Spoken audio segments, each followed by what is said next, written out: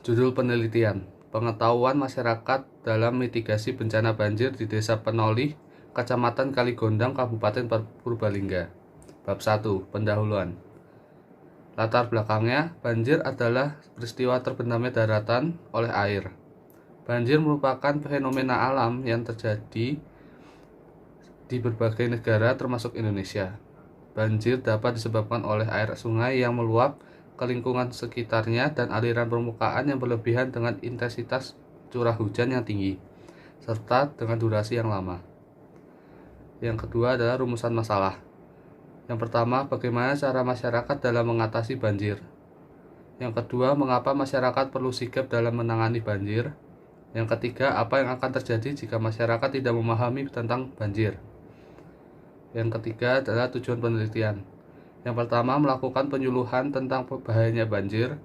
Yang kedua, melakukan penyuluhan cara mencegah banjir. Yang ketiga, melakukan penyuluhan tentang banjir dan dampak besar bagi masyarakat. Yang keempat adalah manfaat penelitian. Yang pertama adalah membantu mengurangi dampak banjir pada masyarakat. Yang kedua, membantu mencegah banjir. Yang ketiga, membantu dalam pengurangan korban bencana banjir dari penyuluhan tentang banjir. Pengertian banjir. Banjir merupakan fenomena alam yang biasa terjadi di suatu kawasan yang banyak dialiri oleh aliran sungai. Secara sederhana, banjir dapat didefinisikan sebagai hadirnya air di suatu wilayah kawasan luas sehingga menutupi permukaan bumi kawasan tersebut. Dalam cangkupan pembicaraan yang luas, kita bisa melihat banjir sebagai suatu bagian dari siklus hidrologi, yaitu pada bagian air di permukaan bumi yang bergerak ke laut. Dalam siklus hidrologi, kita dapat melihat bahwa volume air yang mengalir di permukaan bumi dominan ditentukan oleh tingkat curah hujan dan tingkat peresapan air ke dalam tanah. Jenis-jenis banjir. Terdapat berbagai macam jenis banjir yang disebabkan oleh beberapa hal, diantaranya banjir air. Banjir ini adalah banjir yang paling sering terjadi atau sudah umum sekali. Penyebab banjir ini adalah meluapnya air sungai, danau, atau selokan hingga air akan meluber lalu mengenai daratan. Umumnya banjir seperti ini disebabkan oleh hujan yang terus-menerus sehingga sungai atau danau tidak mampu lagi menampung air. Yang kedua ada banjir Ciliwunang.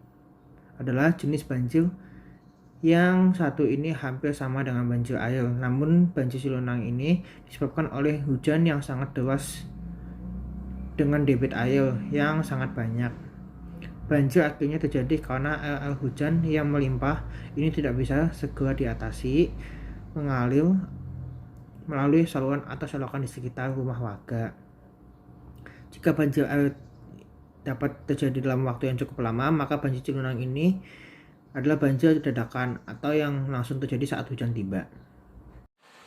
Banjir bandang tidak hanya banjir dengan materi air, tetapi banjir yang satu ini juga mengangkut material air berupa lumpur.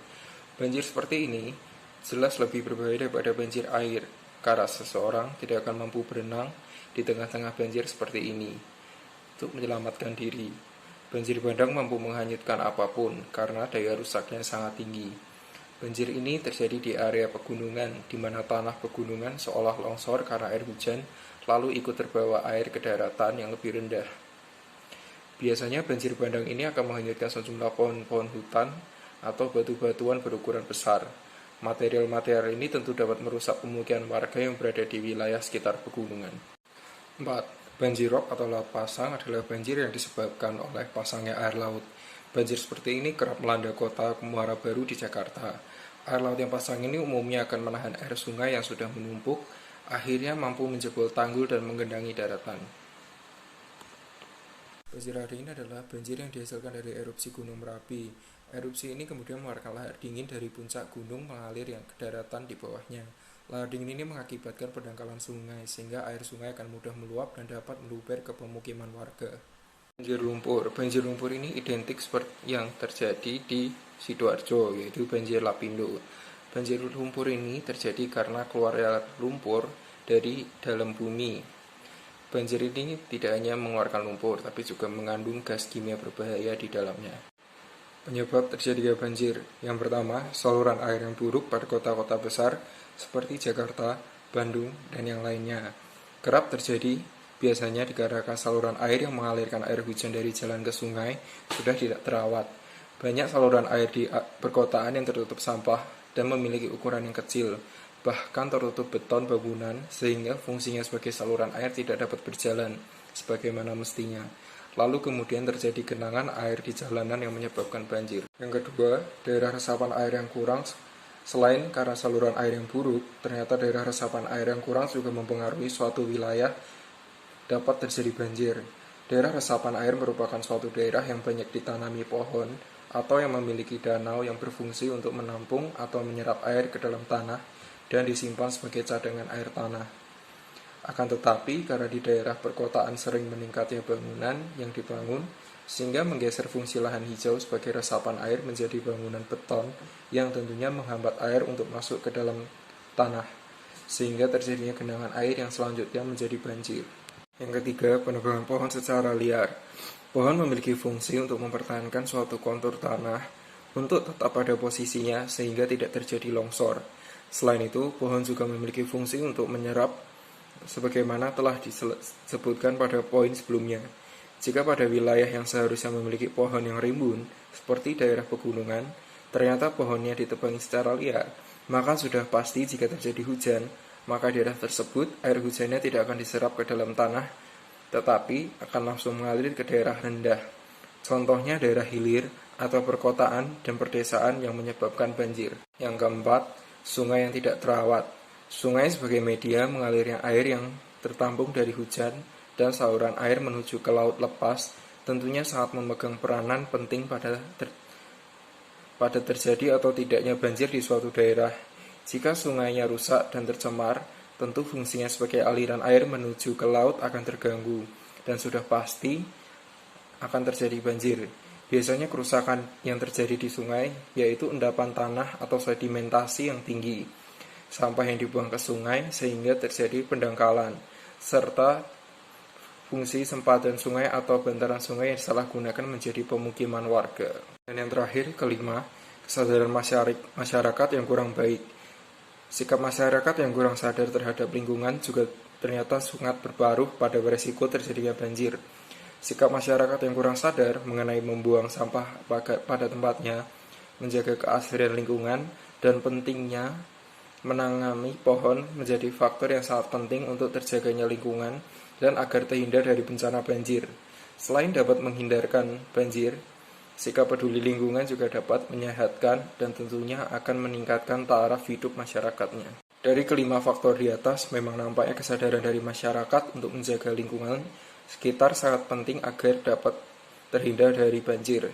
Sangat percuma atau bahkan sia-sia jika program pemerintah dalam menanggulangi banjir seperti membangun kanal banjir, memugar saluran air, mengeruk sungai, dan sedimentasi, dan yang lainnya jika tidak didukung oleh kesadaran warga terhadap lingkungannya sendiri. Bab 3. Metode penelitian. Alat dan bahan yang digunakan. Pertama, alat tulis, buku tulis, perekam suara, dan alat pendeteksi banjir. Metodologi penelitiannya adalah: yang pertama, kami akan melakukan pemasangan alat sensor di rumah-rumah penduduk rawan banjir. Yang kedua, kami juga akan menjelaskan cara alat ini bekerja. Yang ketiga, kami juga menginstruksikan jika alat ini memberikan tanda bahaya. Kami meminta masyarakat untuk segera menyelamatkan harta bendanya terlebih dahulu, lalu segera mengungsi. Yang keempat, kami menunggu hasil dan alatnya, lalu juga akan mewawancarai beberapa orang.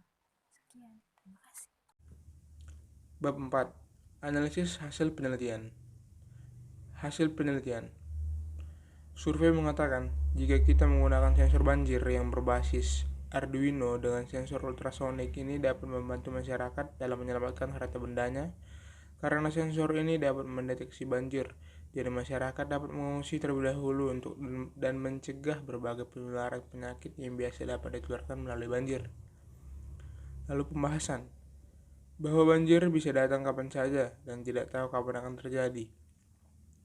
Sehingga kami mencoba untuk mencegah banjir terjadi dengan alat pendeteksi banjir sehingga dapat mengurangi dampak penyakit yang diberikan. Kesimpulan dan saran dari penelitian tentang banjir ini adalah: kesimpulan yang pertama, alat ini akan memberikan tanda bahaya jika akan terjadi banjir. Nomor 2, warga dapat mengungsi dan dapat menyelamatkan harta benda terlebih dahulu. Nomor 3, banjir dapat terjadi kapan saja, jadi dibutuhkan kesadaran bagi masyarakat untuk dapat menjaga kebersihan sehingga saat hujan lebat tidak terjadi banjir. Dan saran menurut dari kami adalah agar warga tidak tinggal terlalu dekat dengan sumber air dan jangan membuang sampah sembarangan sehingga tidak menyebabkan banjir. Terima kasih.